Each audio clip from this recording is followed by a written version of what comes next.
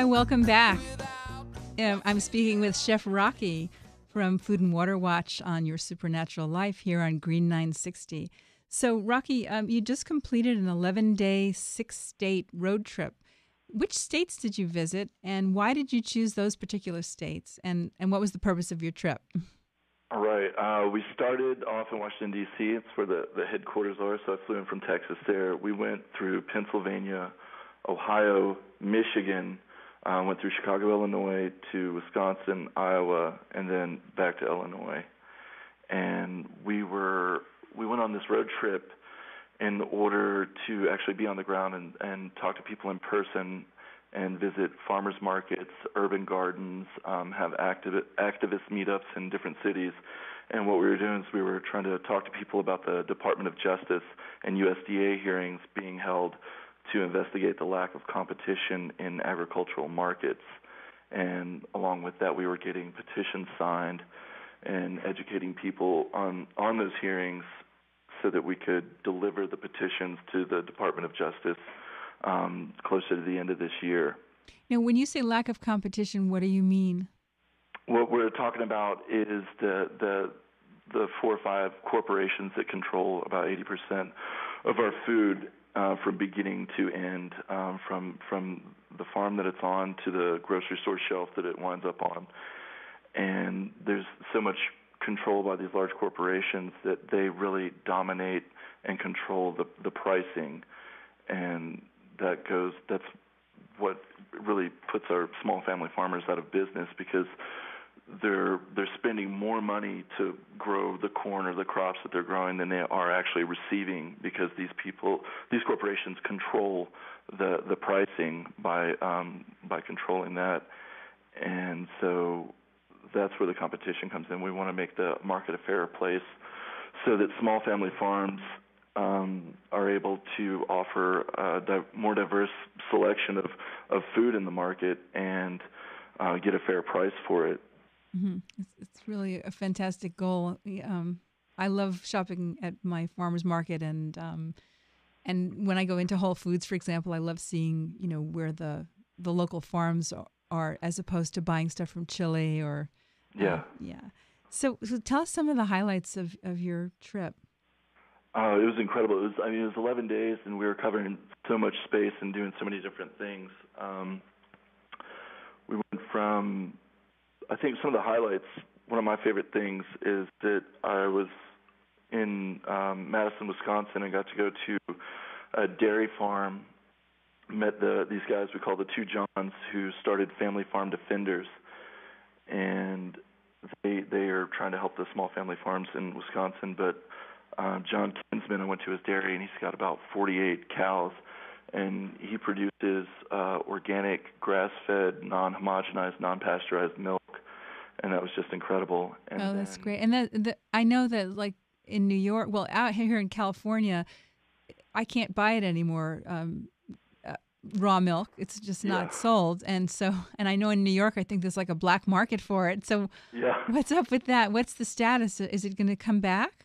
I think it depends on every state's laws. It's your state lawmakers that really control that. I think in Wisconsin, they passed some cottage industry laws that allow certain people that produce things like in their own homes or gardens, they're able to sell things like that. I'm not sure if that has to do with the milk, but I guess he's still able to sell that milk to somebody in Wisconsin. Mm-hmm.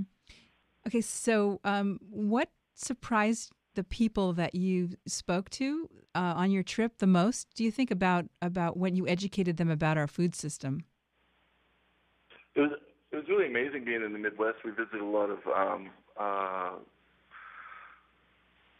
of state fairs where there's just tons and tons of people, and we were talking to a lot of the people out there, and what I think surprised them was that they had some course of action when we were talking to them about getting involved.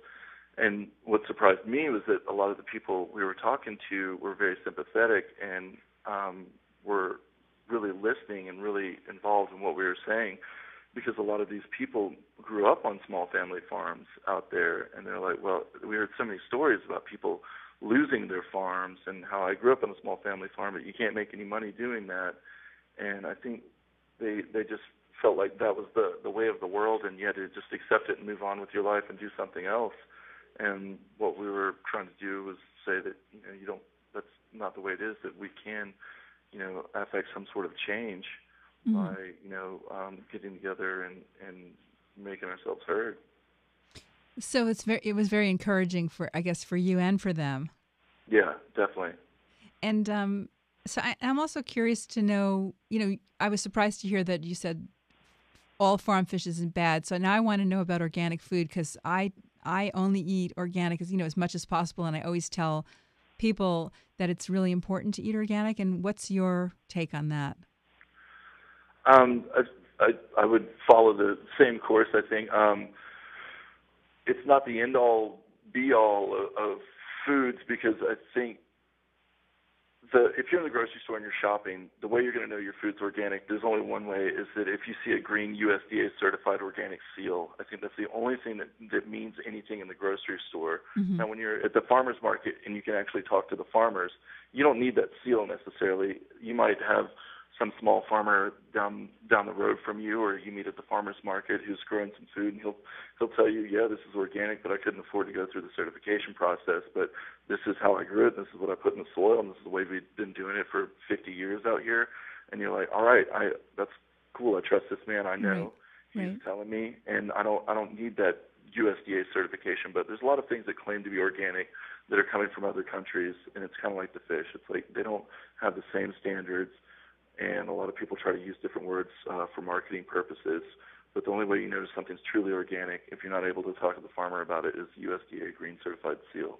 Now, when I'm at the farmer's market, I'll ask a farmer, let's say, who isn't certified organic, what they used, and they'll say, well, we don't use any sprays. And I think, well, that's good. But then I started asking, well, what fertilizers are you using? Because that's another kind of way that we could get contaminants into our food and into our bodies. So yeah, I think we really need to become aware and ask questions.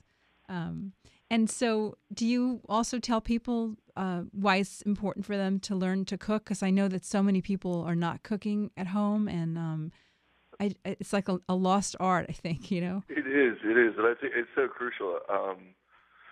I collect a lot of antiquarian cookbooks, and I've been reading all these American cookbooks from like the 50s and 60s, and like everything in a recipe comes from a package. It'll be like frozen orange juice concentrate and cranberry juice concentrate, and you're like, whoa, there's not one fresh thing in here. So I think it's very important that people learn how to cook, because everybody's so excited about going to farmers markets, and they get all these vegetables, or they're joining CSAs, and they get this giant box every week, and it's full of all this stuff, and then they're like, what do I do with this? Like they've never seen a kohlrabi before.